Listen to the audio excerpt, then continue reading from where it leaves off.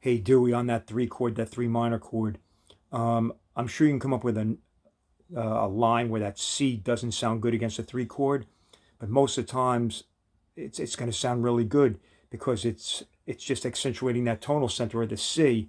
And again, it's major lines, C major lines that work against that E chord, not just individual notes or holding this or that against the note. It's the lines that we're transcribing and learning, like tasal lines that accentuate that part of the scale, that the tonic area. So if you have like C major, say 1 3 2 5, E minor, D minor, G7,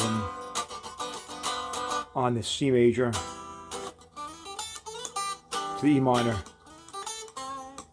Now you can hear that's that C note, right? But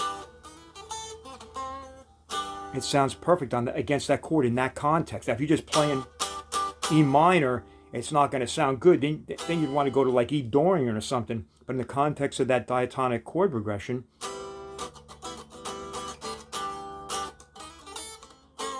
then when it goes to D minor, when it goes to the D, then when it goes to the D and the G, you'd want to use D minor.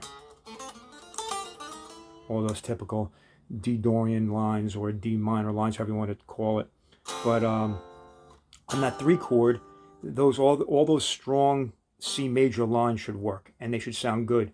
Again, once in a while, and the chord voicing, like you mentioned on a G major 7 chord, if you have like a say G7, you have the major 7th on the top, and then you're going like a blues lick, and ending on the tonic, yeah, it can sound off against that major 7th if his voice in the top. It sounds better if his voice down below. But again, that wispy sound off the major 7th sounds better in a lot of times on that. But you can get the root does sound good at times too. It depends on the line. But so we're in agreement. But the whole concept goes hand in hand with transcribing, like you were talking about, and learning the lines of the masters.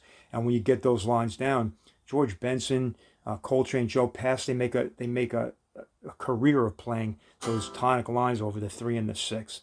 So at least that's what works for me.